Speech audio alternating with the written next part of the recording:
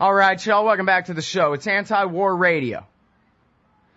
I'm Scott Horton, and our next guest, our first guest on the show today, is Michael Scheuer. He's the former chief of the CIA's bin Laden unit. I think that's 96 through 99, and then again for a few years after September 11th. He and his team gave Bill Clinton, famously, gave Bill Clinton 10 different chances to capture or kill Osama bin Laden before 9/11. He resigned in protest for over the 9/11 Commission report in 2000 and I think 4 or 5. He wrote the books Imperial Hubris: Why the West is Losing the War on Terrorism, Marching Toward Hell, America and Islam After Iraq, Through Our Enemy's Eyes, and then the new one is a biography of Osama bin Laden called Osama bin Laden. Welcome back to the show, Mike. How are you doing? I'm doing well, Scott. Thank you very much. Yeah, sorry about that. It was top of my head. I don't have a page in front of me, but that's okay. Anyway, so well, you and I both know what we're here to talk about, but we got to lay the groundwork here a little bit. Sir, are you a lifelong Republican voter or a Democratic one? No, I've always voted for the Republican. I don't think, even a local election, I don't think I've ever voted for a Democrat. Okay, so you would define yourself as a political conservative then, an American patriot? Well, I don't know, patriot is in the eye of the beholder oftentimes. I try to be a good American, but I guess I would say I was a deeply conservative voter. Right, okay. Now, the reason I ask you this to start is because everybody knows that anti-war anything means know-nothing, granola crunching, sandal wearing hippies singing Just Give Peace a Chance, and that all conservatives who are serious know that America must wage eternal war forever because there are Muslims in the world, and a certain percentage of them are extremists. And once you're a Muslim extremist, you go to war against America to try to kill it, and that now we must fight this defensive war against them, I guess, until the sun explodes. Mike? Well, unfortunately, that's kind of the way it seems to be going. Mr. Perry, I heard Governor Perry has Doug Feith, of all people, working for him, which certainly doesn't speak well of Governor Perry's intelligence. But, we've talked about this before, Scott. The crux of this matter is we're at war because of what the U.S. government does in the Muslim world, not because of who we are as Americans or how we vote or send our girls to college or have democracy.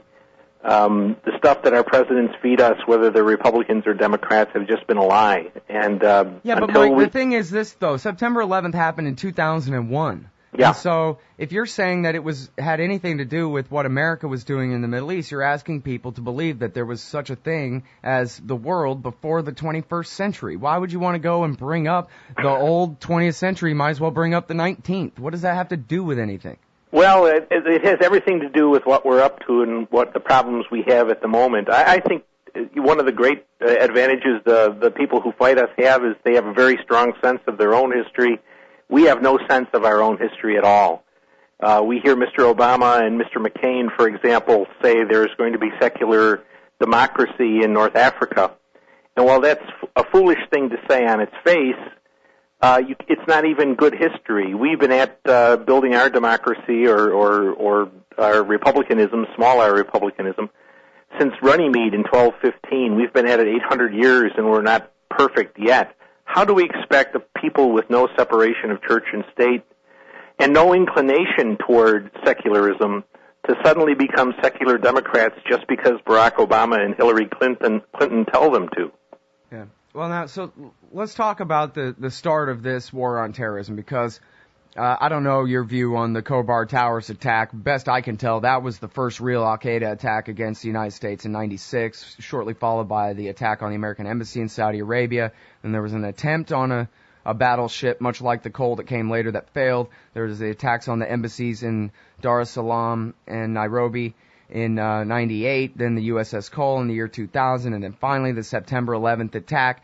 It's not Islamic extremism. It's something that the United States government did that got us into this mess with these crazies. After all, they are Islamic extremists willing to kill themselves in order to kill Americans.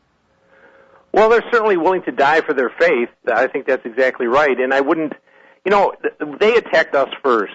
Let me say that. They started this war But if we're going to fight a war, we might as well understand what motivates the enemy.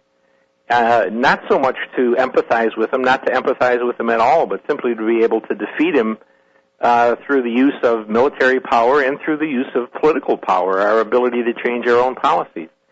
We were attacked because we were in their backyard. As Mr. Paul says, we were in their countries, we were in their territory. That's what motivated them to attack us. That doesn't mean America caused the war. What it does mean is that people reacted to our policies and our activities by declaring war on us. It's pretty simple, and any real effort to try to get around that clear reality is simply a lie. And that's what our politicians, especially our pro-Israeli politicians, have been practicing for the last decade come Sunday. Well, and that's what Dr. Paul says, is that if we ignore the fact that we can suffer consequences from the things that we do around the world, we ignore this at our own peril. Well, that's exactly right, Scott. We are, and that's kind of the crux of the argument. I think it's the crux of what Dr. Paul says. You have to accept responsibility for what you do. And while what we didn't cause a war, it certainly motivated people to start a war against us. And to keep ourselves immune from that reality simply makes us candidates for defeat and increasing amounts of damage to our economy, to our soldiers, to our society. Mm-hmm.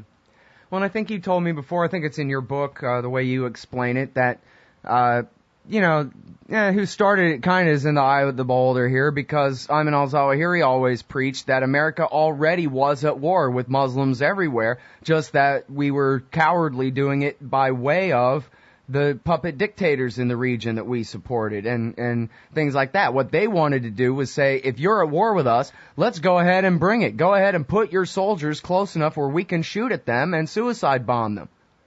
Yeah, that's it. Both Zawahiri and bin Laden, when he was alive, were intent on luring us onto their territory, into a Muslim country. Attacks like the 9/11 attacks and the East Africa attacks, the bombings of the embassies, are very hard to conduct, and you can't do many of them. So for the better part of a decade, they tried to lure us into Afghanistan, or at least for the better part of a half dozen years. And 9/11 finally turned the trick for them. And now we're retreating from Afghanistan, surely without victory. We can't even use the word victory because we don't know what it means anymore. And we're also retreating without accomplishing anything we set out to accomplish in Iraq. Both of those will be identified in the Muslim world as a defeat of the second superpower.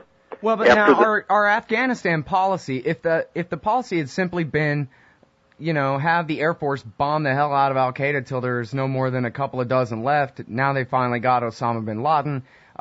If that's all the policy ever was, then they'd have a victory, right? It's only that they've decided they have to create a democracy there and abolish Pashtun resistance by calling it all the Taliban and warring against it forever. That's the war that they cannot win there, right?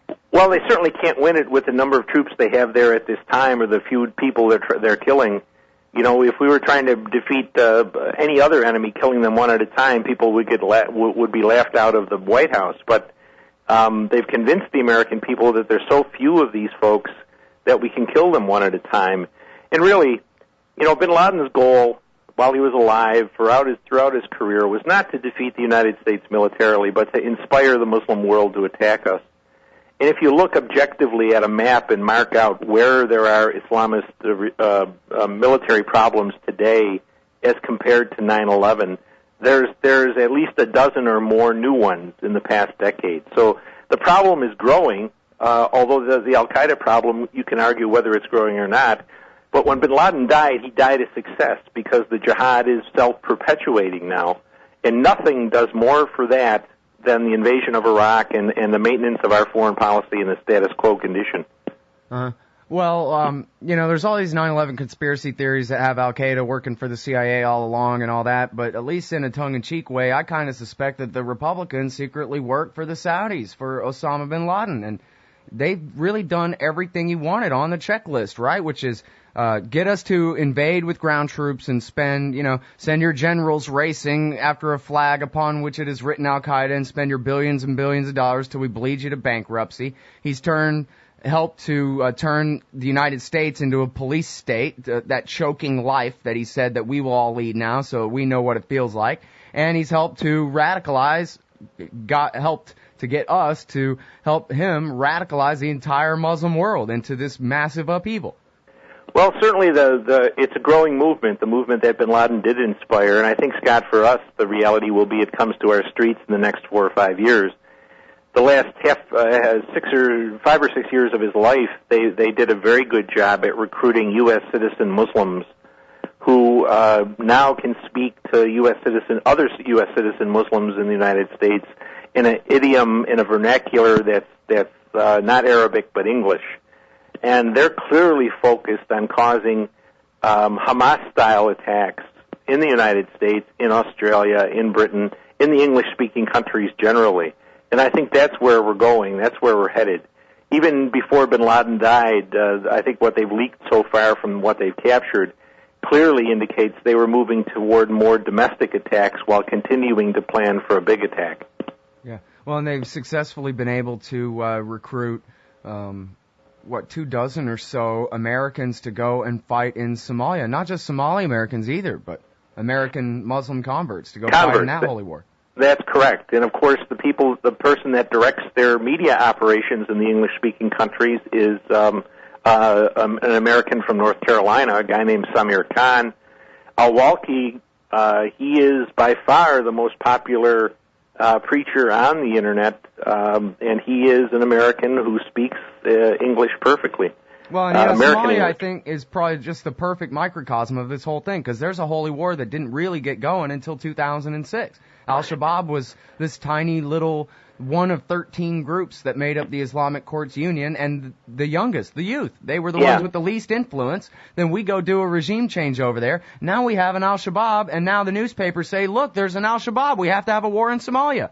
Yeah, well, isn't that the real question, about what develops now in this so-called Arab Spring? I tend to think that there's not going to be a secular democracy in any of the countries, but you're going to have an Islamic kind of government that may be more representative than any tyranny that they replace. But the real question is not what they form, but what will Barack Obama and David Cameron and Sarkozy accept? Your point is exactly on. Had we accepted the Islamic Courts government, Somalia would probably be not having the problems of violence, famine, and splintering that it has now. But we couldn't stand the thought. And we know so little about the enemy. What do? We authorize a Christian nation like Ethiopia to invade a Muslim country like Somalia. So we are the architects of our destiny here, Scott. We have our future in our hands. We can't be defeated, but we can surely defeat ourselves, and it seems like we're trying to do it. All right, so if miracle of miracles, Ron Paul becomes the president of the United States, and he tells all our troops to pack up, all our sailors, everybody, pack up your stuff and come home. That's it. We're going to minimize this, what's left of this war on terrorism to the absolute minimum and call the rest of it off as fast as we can. Is he just naive in setting us up for the Islamo-fascist caliphate to eventually come and take over North America? No, I think that the caliphate business is just a hobby horse that's ridden by the pro-Israeli neoconservative bloc. I think bin Laden, all of his people, as I hear, he believe the caliphate's coming, but only because God said one day the world would be all Muslim. I'm very sure they believe it's just as likely as in the Christian world. You wake up tomorrow to find everybody turns the other cheek and loves thy neighbor. It's an ideal, but it's pretty far beyond reach. I think certainly if Mr. Paul was president, his view of the world is much more realistic in that America has certain interests that are life and death interests.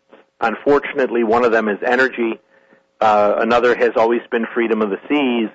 But Mr. Paul knows that no American Marine or soldier should die so Mrs. Mohammed could vote.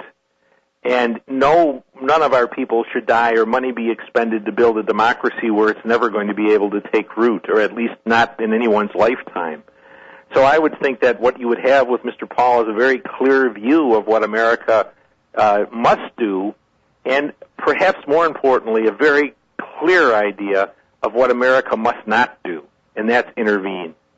This is the man that Osama bin Laden recommended his book. He said, you want to know what I think about this stuff? Read Michael Scheuer and his book, Imperial Hubris. That's what Osama bin Laden said in a message a couple of years back. And, I think that that's pretty a noteworthy comment, because as you're making yourself very clear on this show, and as you make yourself very clear in the book, this has nothing to do with empathy for them and everything to do with how to protect America from them. And that's so for him to policy. recommend your book is not saying, look, here's, I don't know, some French guy saying that I'm great. Here's my worst enemy being very realistic about what I'm trying to do here. And if you guys want to know the truth, read what he says, for crying out loud. Well, it didn't win me a lot of friends, but, the truth is here, Scott, we're in a fix because we're not willing to listen to what the enemy says. It's much like not reading what Hitler wrote in Mein Kampf in 1923. We would have been much better off to read that and take it very seriously, but we didn't. We made the same mistake here. Of all the Republican candidates, Mr. Paul clearly is the only one who has read this issue very closely and read what the enemy has said. Of course, no one in the Democratic camp has read it, because they're almost Marxist-Leninists in their belief that they're going to install the inevitable victory of democracy around the world. So in this morass we're in, really only Mr. Paul has a clear view. Well, now, isn't it amazing in a way? I mean, I guess I'm shocked but not surprised or something that here we are 10 years later, and still the official version on TV is that they attack us because they're Muslim extremists, and Muslim extremism makes people hate freedom and beauty and democracy and good things. And so we're left only to defend ourselves in this war that we started. Well, yeah, Scott, I don't know. We've talked about this before. I just don't know what more to do, what more people can do to try to convince Americans that their leadership has misled them so seriously. I tend to be very fatalistic at the moment that unless there is an enormous catastrophe in the United States, it's not going to change. Change has to come from the bottom up. It will never come from the top down. And the popular support that Mr. Paul has been able to generate is a hopeful sign. Whether it will be sufficient is another question. But the control of the media, or at least the establishment control of the media, is just so great that you're never going to hear anyone say, we're at war because we support the Israelis. We're at war because we support the Saudi police state, because we support the Chinese persecution of Muslims in Western China. You're never going to hear that from any kind of important media outlet. And so we go on fighting an enemy that doesn't exist, bleeding ourselves with lives and money and civil liberties. And I don't see an end to it.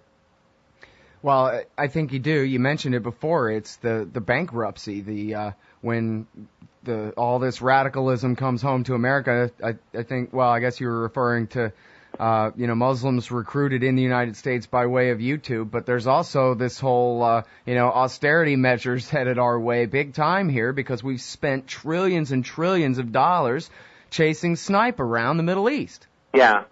Well, that's exactly right. And when they come here, then, if they came here today, if there was an attack in the next week, for example, they would make Barack Obama, they would make George Bush, young George Bush, rather, look like an ACLU lawyer, because Obama has no other choice but to crack down on Americans. Yeah, they can only continue down the same path and never admit that they got off on the wrong foot 10 years back. Well, I think, or longer back than that, but certainly they got off on the wrong foot, and they're absolutely unable to cope with the idea that the Muslim reaction to our foreign policy can be genuine or widespread. They have to believe it's only held by a small number of people that we can kill one at a time, and we've pretty much proved, I think, objectively, that we can kill a lot of people one at a time, and it doesn't make any difference to the cost to America. Well, now, and is that because there are so many terrorists in the world, or just because they keep making 10 more every time they kill one, like Stanley McChrystal said? That's their insurgent math. Well, I think my own view is the impact of our policy generates an inordinate number of young Muslim men ready to pick up guns. And do you create more by killing people? Well, I suppose that's correct too. But we are in a situation where we have to do something. As long as our foreign policies remain the same, we have no option but to kill them to defend ourselves. It will never be sufficient. It will never be victory. But if you don't kill at least some number of them, the mass becomes greater and greater and greater. Just by not killing them, you just let them grow. And until you address the source of that motivation, the source of that growth, you have to continue to kill them. Mm. Well, now, okay, so if we were talking about, let's rewind and pretend it was the winter of '01, I think you and I would have no problem agreeing that somebody needs to find this Zawahiri guy and Osama bin Laden and kill them, and maybe, their few dozen friends hiding out with them in Afghanistan, that kind of thing. But it seems like if we called the whole thing off right after that, if the war had been over by the beginning of '02, then sure there would have been a few other al-Qaeda people in the world here or there, but the motivation for any new recruit to come and join up with them would have dried up. Like Hezbollah did suicide attacks until Israel left Lebanon, and they haven't done a suicide attack since. Nobody's going to support that kind of activity if not in the face of a significant threat right there present in their life. Well, I think that's partially correct, but we still would have been in Saudi Arabia. We still would have been in other places. My own view is very 19th century. I think the answer to 9/11 was a punitive expedition to Afghanistan that would have taken 12 to 15 months simply because we're so slow-moving. Destroying as much of the Taliban as we could, as much of al-Qaeda, and then getting out and seeing if that worked. You might have to go back and do it again, but what you want to establish in the minds of this particular enemy is that you can be as brutal as they are. And right now, they see the American Army packing its stuff, and going home without winning. And once again, the greatest military power on earth has been beaten by guys with Korean War weapons. Yeah, well, it's quagmire. It's perfect. That's why all empires die in Afghanistan. That's why, I'm sure you saw this right about a year ago, Osama bin Laden's son gave an interview to Rolling Stone magazine saying what my dad always wanted was to reproduce the Russians' experience in Afghanistan for the Americans. You're exactly right. And the other thing he said, which is very, very true, is that the Americans will regret not killing my father before 9/11 because the next generation is much more vicious and also much better educated in terms of using the tools of modernity. Well, now, can you tell us about some times that Sandy Berger and Madeleine Albright and Bill Clinton refused to go along with y'all's plans to get this SOB back then? Well, there were two chances we had to capture Osama bin Laden, or at least to try to, using CIA assets in Afghanistan, and 10 different opportunities to kill him using U.S. military assets, times when we knew where he was precisely in terms of geographical coordinates. And on all of those occasions, the President and Sandy Berger and Richard Clark voted no. And more often than not, they were concerned with what the Europeans would think about it. They were concerned with, well, if we do this, will the Taliban let us build our pipeline from our gas pipeline from Turkmenistan through southern Afghanistan to Karachi harbor? One time we had a chance to kill bin Laden, but he had some princes from the United Arab Emirates around him. So the White House the President ordered Richard Clark to let the Emiratis know we knew where they were. And so they moved out of their hunting camp where bin Laden was visiting them before we could shoot. And we found out later that the father of the prince that was with bin Laden was about to buy $8 billion worth of U.S. F-16s. So they opted for commercial profit rather than protecting Americans at that point. So that's kind of the sorry litany of Clinton's administration.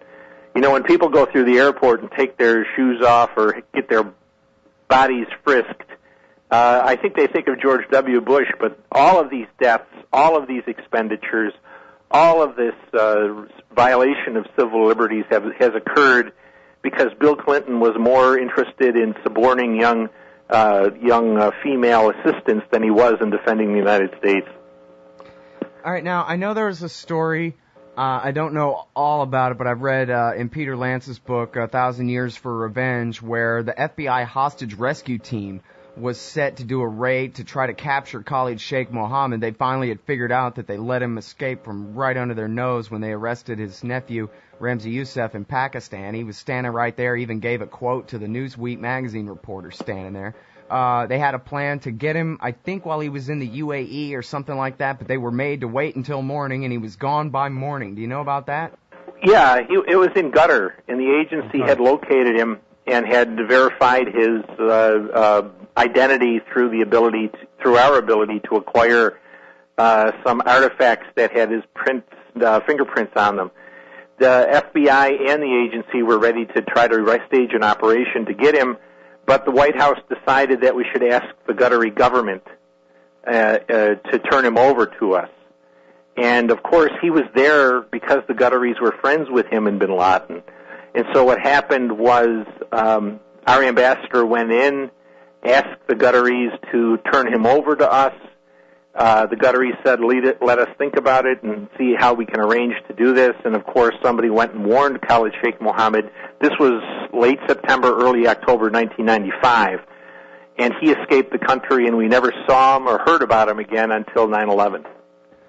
And then there's a piece in the Village Voice from 2007 by Wayne Barrett called Rudy's Ties to a Terror Sheikh. And it's about this sheikh from Qatar, Sheikh Hamad bin Khalifa Al Thani, and how apparently the Khobar Towers attack was run from his property on the other side of the fence, not very far away, and that KSM and perhaps Osama bin Laden himself had gone right through there right before that Khobar Towers attack, which the FBI went along and blamed Saudi Hezbollah working on behalf of Iran for it. Which apparently John O'Neill never bought that and always thought it was al-Qaeda that did that. Do you have a comment about the Khobar Towers story? Yeah, the Khobar Towers. This Al-Thani guy, Giuliani's friend? Yeah, I don't know if bin Laden I don't think he was there shortly before the attack, but he had always been in a good state of relations with the Al-Thanis, who are the royal family of Qatar. And he had visited a couple of the princes on what they call their farms in the area. So there was a long connection there. They had given Khalid Sheikh Mohammed a passport. He was working in their water ministry, in fact, when we found him and were going to try to capture him. And at Khobar Towers, Louis Freeh, really, who was the director of the FBI, decided that he wanted it to be the Iranians. And there were one or two pieces of pretty good data that looked like it suggested that perhaps the Iranians were somehow involved. But the evidence that showed al-Qaeda's involvement was much stronger, but it was just ignored because they really wanted to go after the Iranians. Huh. Amazing. I guess I don't know enough to ask a very good question about the embassy attack, but it was later that year, right, in Saudi Arabia? I think you got them reversed, Scott. They attacked the National Guard building in Saudi Arabia in November of 95, and then Khobar Towers was June of 1996. Oh, I see. But wasn't there an embassy too, or not? There was an attack on our consulate in Jeddah later in the 90s, and there was some shots fired at our embassy in Riyadh, but after 9/11, I think. Oh, okay.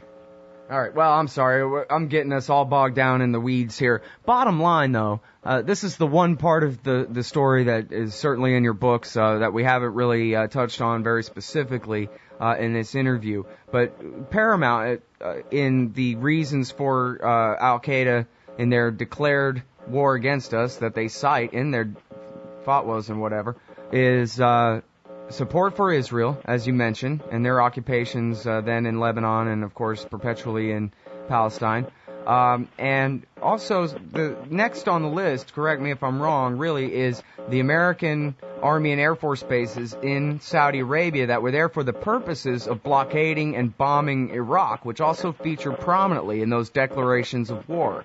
Yeah, absolutely. The occupation, or what they deem the occupation of the peninsula, is one of their main causes for war. And I noticed Mr. Paul mentioned it again as being truthful the other day, and the Israeli First's kind of flagship publication, Commentary, went after him and really treated him with I think, a great deal of untruth and disdain. I mean, that was no game, right? I mean, there's this great book, Invisible War, by George Gordon. I don't know if you've read it, but the effect of the American blockade on Iraq was absolutely severe. The numbers are somewhere near 1 million people who died in the, increased death rate, during that period. Especially after being bombed in the first Gulf War, their sewage and their waterworks bombed by Colin Powell and all that. And they didn't have the Soviet Union to trade with. It was the whole world blockaded them from the UN. And this features really prominently, doesn't it, in the declaration of war against the Americans occupying land of the two holy places? This is where he says, absolutely the Iraqis are us. Their blood is our blood, and we're coming for yours. Absolutely the case. Bin Laden was fixated really on the number of Iraqi children who died, but sanctions are always that way. Sanctions never hurt the governments that are sanctioned, but it plays havoc and kills the people who are being controlled by those tyrannies. And you remember Madeleine Albright, when she was asked the question, was it worth 600,000 dead Iraqis? And she said, oh, yes, we believe that it was well worth the price. Yeah, I wish someone had asked her, how about now that we had 3,000 dead Americans from September 11th, almost all of them civilians, and what about the 4,000-something American soldiers we've lost in the terror wars since then? Is that worth it? Well, nobody asked her that, and she'd dance around it. So I have an idea, and I don't know how well this will work, but maybe you can try it in a few interviews, Mike, and this, I think this could work, right? Because saying they hate us for what we do just doesn't play. But what if you say they hate us for what Bill Clinton did? 9/11 is Bill Clinton's fault, and put it on him, and get the conservatives to understand that, look, if it's not your hero, George Bush Jr., up there in charge of all the massacres, but it's one of these danged Democrats that you can't stand, it's possible that there's unintended consequences from terrible things that Democrats do. How about that? Well, we could try it, but I think the reality is that neither Democrats or Republicans are going to come around to it, because it always comes back to Israel. They're on the Israeli payroll, and so they're never going to raise the reality of why we're at war until, unfortunately, some catastrophe happens in America, Scott. Yeah. It's we're going to be driven into the mountain before anything changes. Well, now, when you say on the Israeli payroll, are you referring to Lockheed dollars in the foundations that fund the think tanks? And I think AIPAC's money that goes into contributions to campaigns, their willingness to use various websites and magazines like Commentary to vilify anyone who wants to defend America first and let the Israelis and the Palestinians sort out their own problems. I think the Congress is just a creature of AIPAC and of U.S. Leaders of the U.S. Jewish American community.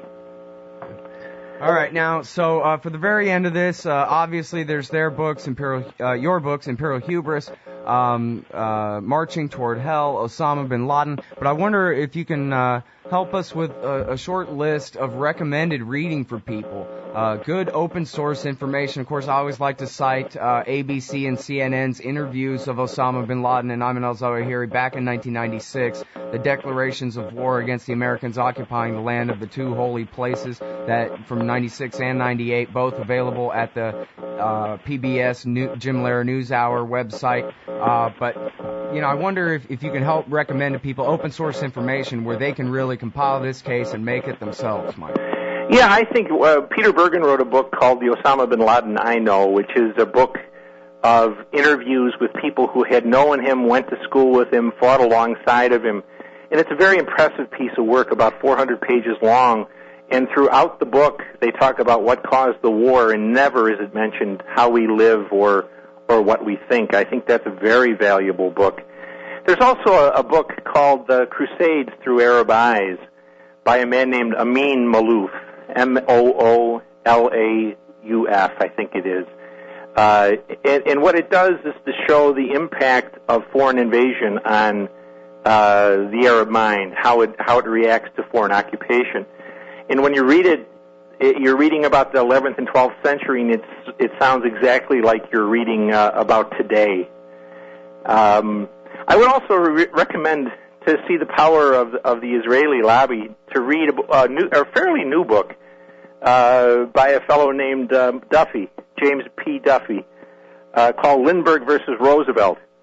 And it shows the power of the U.S. Jewish American community and other people in slandering Lindbergh as an anti-Semite simply because he wanted to keep America out of the European war. I think those are three very good books to take a look at. Great. All right. Well, thank you very much for your time, and especially for staying over with me today. Appreciate it, Mike. No problem, Scott. Nice to talk to you always. Thank you for having me. All right, everybody. That's Michael Scheuer. He's the former chief of Alex Station, the CIA's bin Laden unit, and he's the author of Imperial Hubris, Marching Toward Hell, Osama bin Laden, and one more I'm forgetting. I'm sorry. You can find his website at nonintervention.com. There's a dash in there, but it probably works either way. non-intervention.com, and we'll be back with Kelly Vallejos right after this.